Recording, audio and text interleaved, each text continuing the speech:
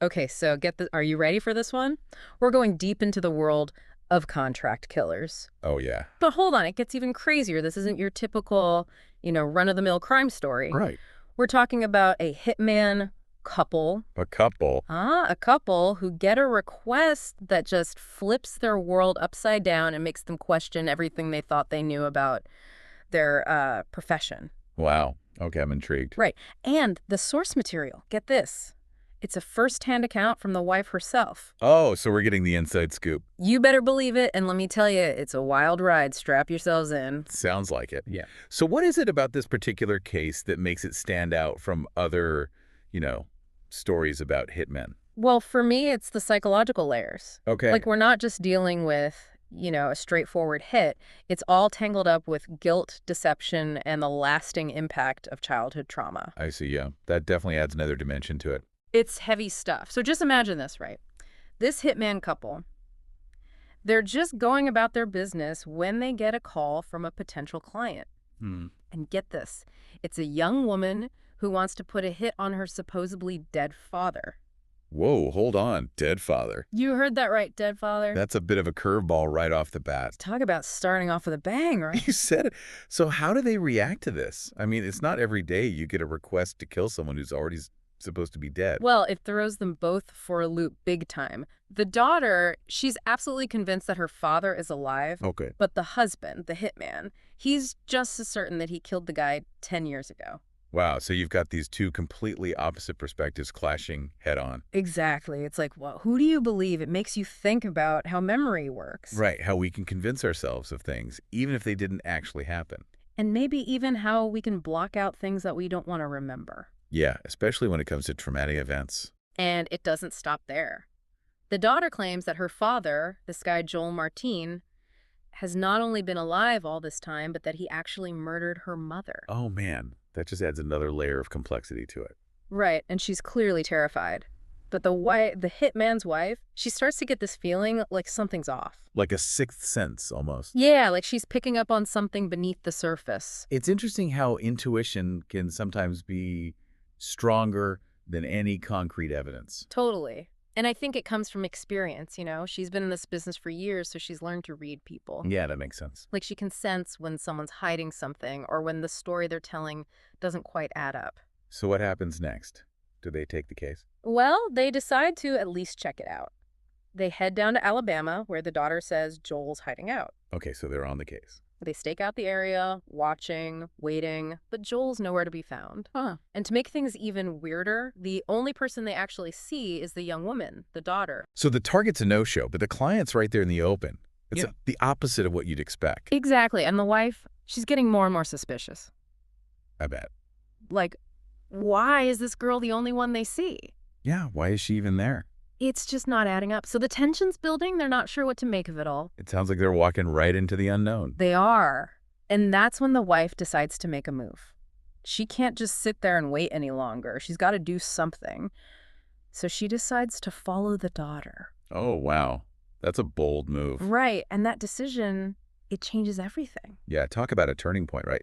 Following the daughter, that's when things really start to unravel. It's like she's following her gut feeling, you know? Like something's not right here. I need to get to the bottom of this. Yeah, that intuition she's honed over the years in this business. It's kicking in. Exactly. And you know what it leads to? A face-to-face with the daughter inside her apartment. Oh, so they finally get some answers. You could say that this is where the story just hits you right in the feels. The dog, she just breaks down. Breaks down. Yeah, she can't hold it in anymore. She spills the truth about everything. So what's the truth? What really happened? Okay, so get this picture. She's 8 years old, just a kid, right? And she's in a tough situation. Okay. And in a moment of desperation, she lies to her mother about her father, Joel, abusing her.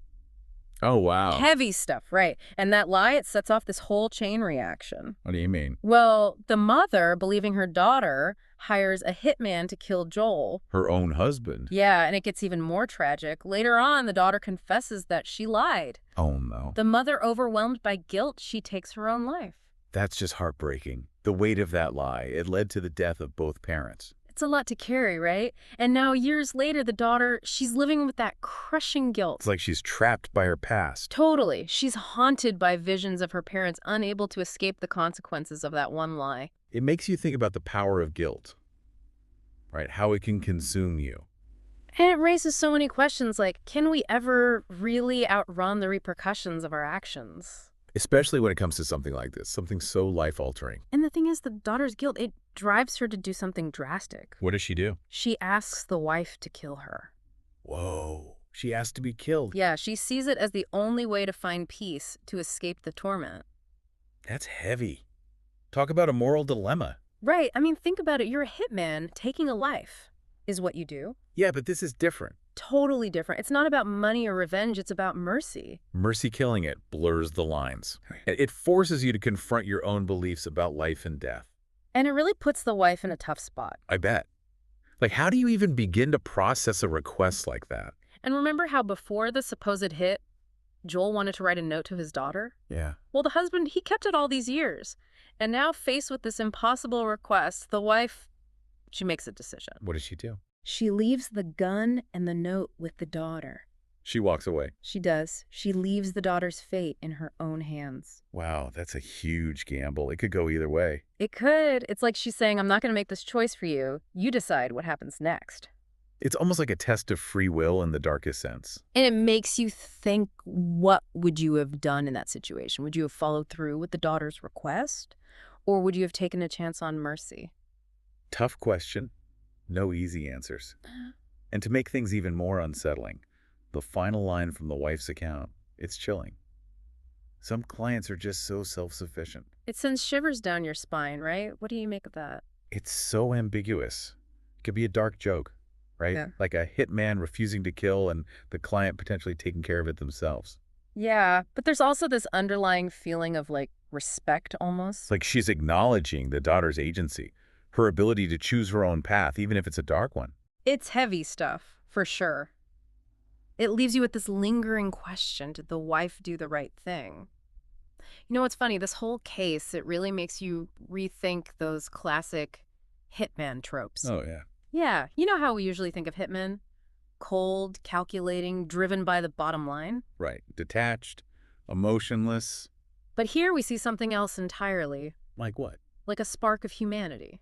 Interesting. It's like that decision to leave the gun and the note. It Yeah. just throws a wrench in everything we think we know about their world. You're right. It suggests that maybe even in a profession as dark as that there's still room for compassion. And maybe even a recognition of the other person's suffering. It's almost like she's saying, I see you. I recognize your pain. Exactly. And it leaves us with some really tough questions, like, is taking a life ever justified? Especially when it's requested by the person themselves. Right. Where do we draw the line between mercy and manipulation? I don't know. Those are age-old questions, right? And this case just throws fuel on the fire. It does. It highlights how messy and complicated these moral dilemmas can be. And how there are no easy answers. Nope.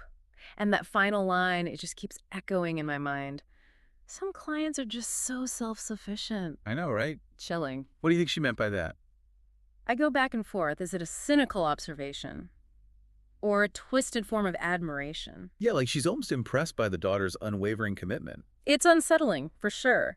But I think it speaks to the ambiguity of the whole situation. Yeah, like we're left with more questions than answers. Did the wife's actions actually help the daughter, or did they just prolong her suffering? And did she inadvertently condemn her to a fate worse than death? We're left to grapple with those uncertainties. This deep dive, it wasn't just about a hit gone wrong or a daughter consumed by guilt. It took us deep into the heart of human nature. To that gray area where right and wrong blur together. And it reminds us that our choices, even those made with the best intentions, can have unforeseen and far-reaching consequences. It's a story that sticks with you long after you've heard it. It does. And we hope it's left you with something to ponder, something to wrestle with as you navigate your own understanding of this crazy thing we call life. Absolutely. Thanks for joining us on this deep dive, folks. Until next time, keep exploring, keep questioning, and keep those minds open.